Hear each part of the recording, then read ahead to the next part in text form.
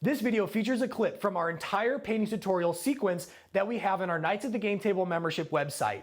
There you can see a ton of advanced painting techniques done by professional painters that will definitely help you get to the next level when it comes to painting your models and having them look at a professional quality. This specific video is an advanced technique you can use to detail some small bits that you may have trouble getting with an airbrush on larger models. If you want to learn more about becoming a Knights member and getting the full sequence of painting tutorials with advanced techniques, then click the link somewhere in the description of this video and you will learn how to sign up and the different tiers we offer in terms of our membership. With that said, let's dive into this clip featuring Caleb Weisenbeck, who knocks out this Plagueburst crawler with his airbrush.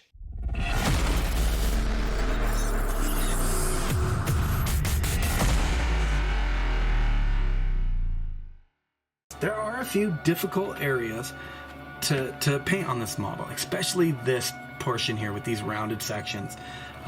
To get this rounded section, instead of trying to mask everything off, because with masking, it's really hard to spin around a model, right? So to make curves and stuff like that. So what I'm going to use is just a little bit of silly putty. I'm going to take some silly putty, break just a little bit off, and what I'm going to do is I'm going to make little sausage rolls with them, I like to call them. It's just little round sections, something about like that. Break off the length that I need. So I've got my first little sausage like that, and then what I'm going to do is I'm just going to start where I need my masking, place it there, and then I'm just going to roll it around to those areas that I need masked. Sometimes it'll kind of move around on you, and that's alright. I just want it to be as tight as possible. Once that's done, I'm just going to take a X-Acto knife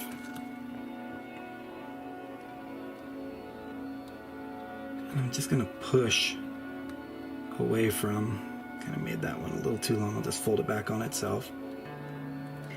I'm just going to go in and grab these little areas and fold them up and push them away from the areas that I don't want masked. Like right there. Zoom in so you guys can see this just a little bit better.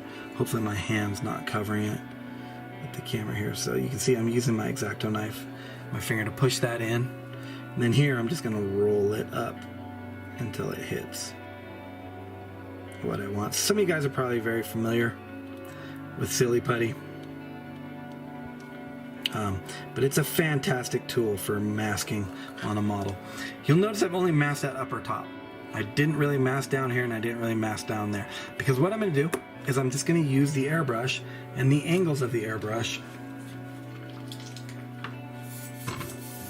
to be able to spray those areas. So I'm going to go ahead and I'm going to stay with my point 0.20. I'm going to use my little more detail brush. I'm going to take my base coat color again.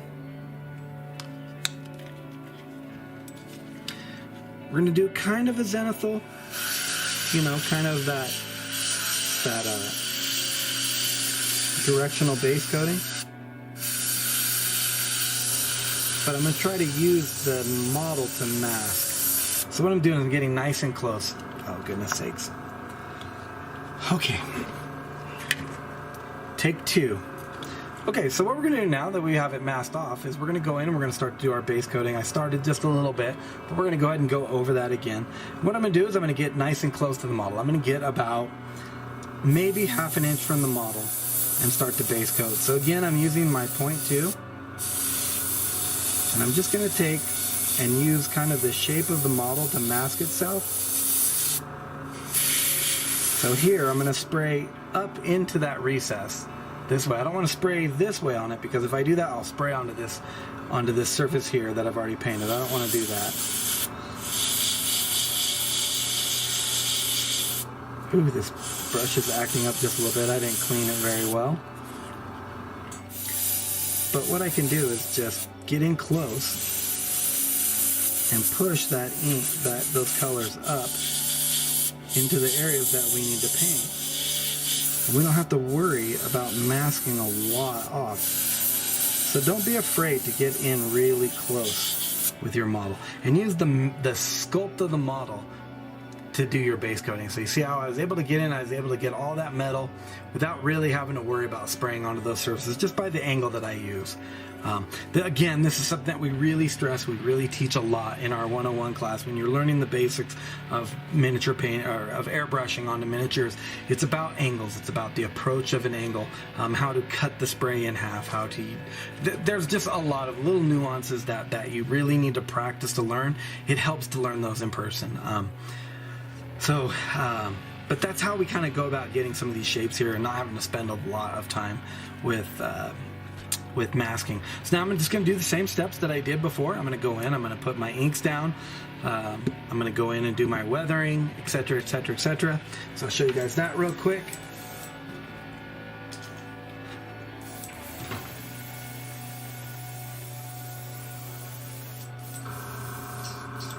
So touch a highlight real fast. Just a drop or two is not going to take much paint. So again, from up above, just going to put a little highlight.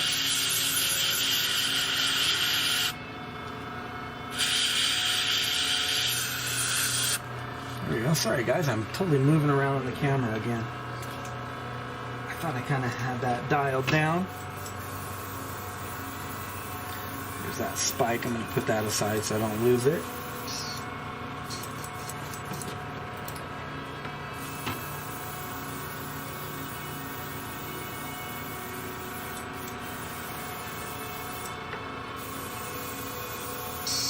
Brush is cleared. Come in with our tint color, our initial ink.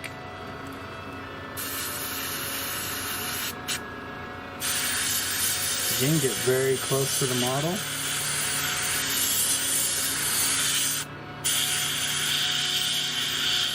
Now what I'm going to do is I'm going to shoot up against this edge in this sculpt right here. We've got that flange. Shooting up into it just creates a little more value, a little more shape.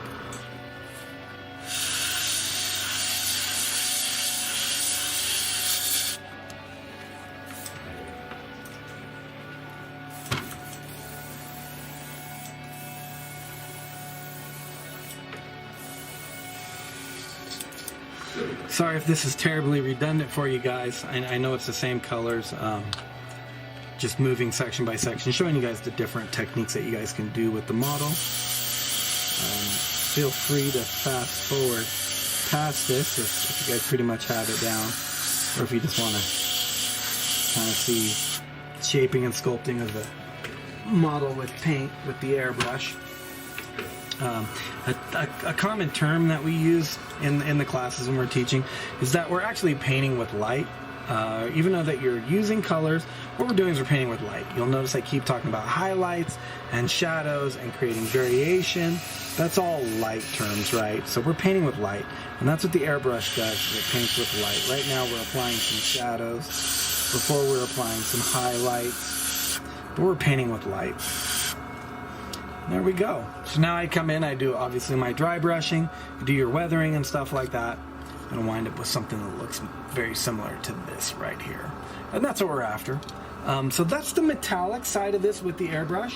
If you enjoyed this clip featuring the Plagueburst crawler and the advanced technique of using the airbrush to get those finer details, then make sure to click the link in the description of this video so you can become a Knights of the Game Table member. We have the full sequence of Caleb's painting tutorials featuring the Plagueburst crawler in our membership that you can watch in bite-sized chunks like this from beginning to end. So if that sounds like something you'd be interested in, then just click the link and I hope to see you in the membership.